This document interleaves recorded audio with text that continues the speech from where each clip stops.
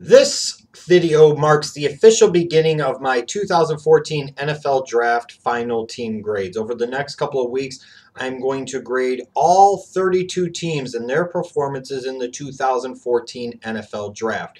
So at some point in time, if you're a fan of a team, I am going to get to them.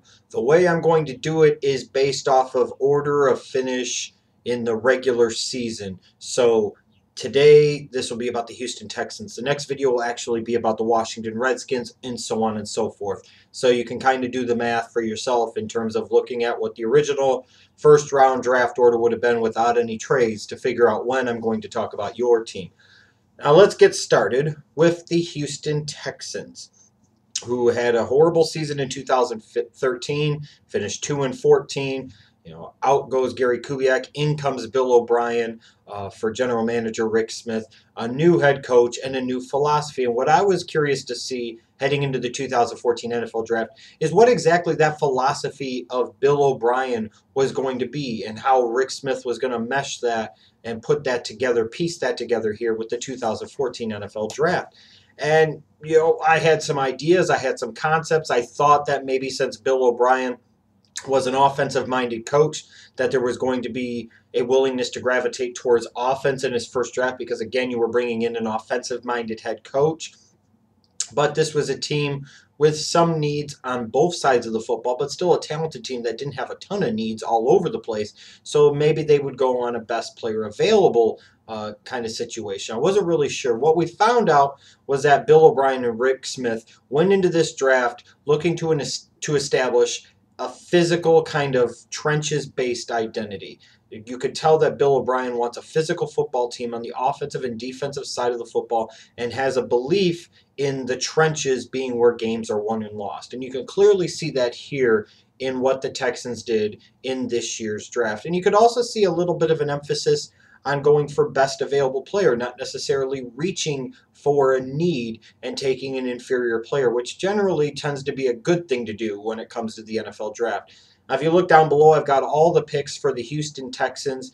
And in terms of the picks in general, I will say this. Their best pick to me was probably Xavier, the guard from UCLA. I think he's a plug-and-play day-one starter at either left guard or right guard. And for all the talk about quarterback and all the talk about this with the Houston Texans and why their season went so disastrously poor in 2013, I think one thing that often gets forgotten is just how poorly that offensive line played, how poorly that offensive line played in particular in pass protection. Whether it was Matt Schaub or Case Keenum, those guys were constantly under pressure and constantly had pressure in their face. So it was important for the Texans to address it, and I really like that pick of Xavier, a guy that I had graded as a mid to late first round pick, getting him at the top of round number 2. I think their best value pick, perhaps their steal, if you will, would be their move that they made to trade up to the middle portion of round 3 to get Louis Nix, the nose tackle from Notre Dame. To me, this is a guy that was a borderline first-round talent in some cases, maybe a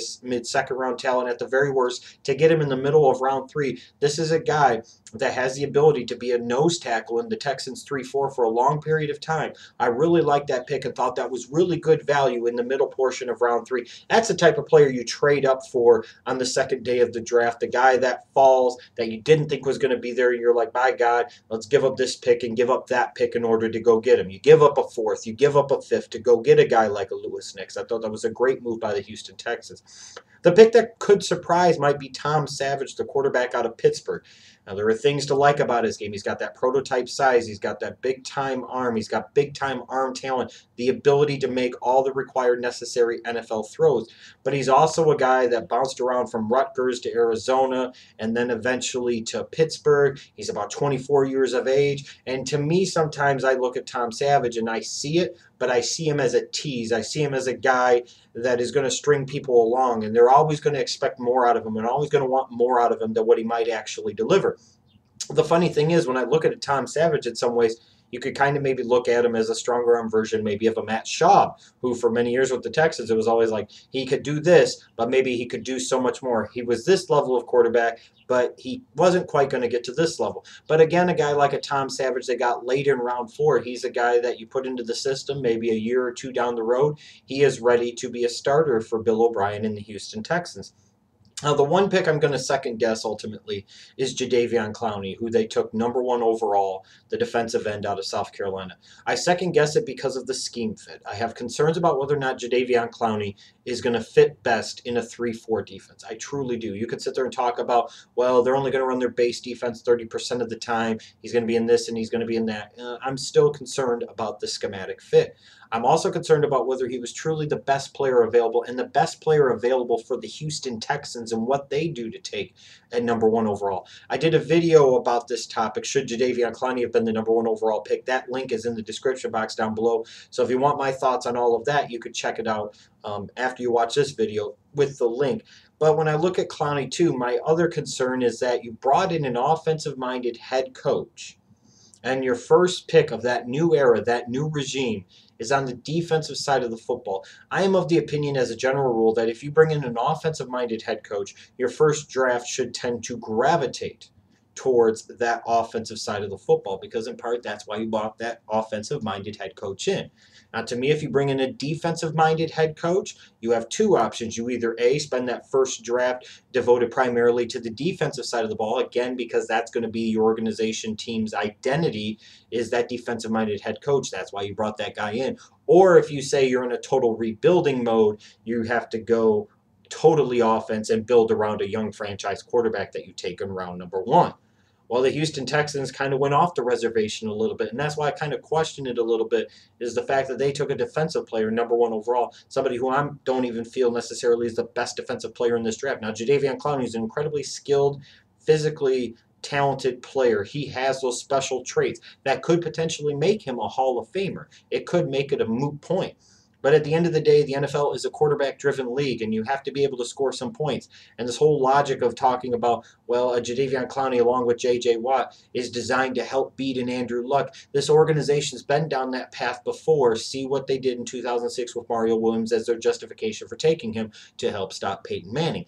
That really didn't work, and I question that logic at this time. Maybe sometimes it's better to do what you could do best instead of so much worrying about what everybody else does in certain situations. And again, when you're talking about Clowney, it's kind of one of these things too. It feels like almost maybe the Houston Texans restricted their flexibility and restricted what they could do in this draft, because I do have a feeling that teams like a Buffalo or teams like an Atlanta would have been willing to jump up to #1 overall to get Jadeveon Clowney if the Houston Texans hadn't reportedly made the asking price so prohibitive. They were looking for an RG3 type of package for a non-quarterback. They knew they were never going to get it. And maybe that was a plan. Maybe Clowney was their guy all along. I'm just wondering, would it have been better off for the organization if somebody would have been willing to pop up a few spots to get Clowney? Maybe you would have gotten a second rounder in this year to move 4 or 5 spots down and then get a first rounder next year if you'd have been better off as an organization. That's my thing. Jadeveon Clowney could come out and have 13, 14 sacks as a rookie, and he could dominate, and someday he could have a bust in Canton. But the recent history of defensive players being taken #1 overall over the past, let's say, 40 years isn't all that good. Just saying. But in general, in spite of that, I still feel like the Houston Texans did a good job here, because you can definitely make an argument that football is about the trenches and games are won and lost in the trenches. And it's about finding values and getting the best player available. And they did that. You know, they got really good values in guys like Su'a-Filo, and an okay value in a guy like Fiedorowicz, the tight end out of Iowa. Great value for a Lewis Nix in the middle of round 3. Tom Savage at the end of round 4. I am concerned, though, that they waited until round 4 to address a quarterback, and that was the only quarterback they took. You know, this was a team that they had more problems than just quarterback play in 2013, but that was a big problem. There's no question about it. And you're bringing in an offensive-minded head coach, and you wait until the end of round 4 to give him a quarterback. And then when you do, you give him a quarterback that really, frankly, didn't accomplish a whole lot in college and is already 24 years of age. And, you know, you kind of look at this, too, and you say, was Clowney really the right guy at #1? I guess ultimately time will tell. I do like, though, that they had a balanced draft approach that I do feel will yield some good players as we look back a few years from now. But I question just what type of results it will ultimately bear forward, if you will, or what type of fruit the Texans will really bear from this draft. This could be one of those drafts where the Texans got several good players that play for 8 to 10 years in the NFL, but maybe it didn't really have a lot of impact on the organization long term. I did give the Houston Texans a B because I do believe in getting good values and going best player available in certain situations, and they did that here in several cases. So I'm not going to totally crap on the Houston Texans. It's just ultimately time will tell. You could say that maybe about every team, but I think especially in the Texans' case, time will tell with how we view this 2014 NFL draft for their organization.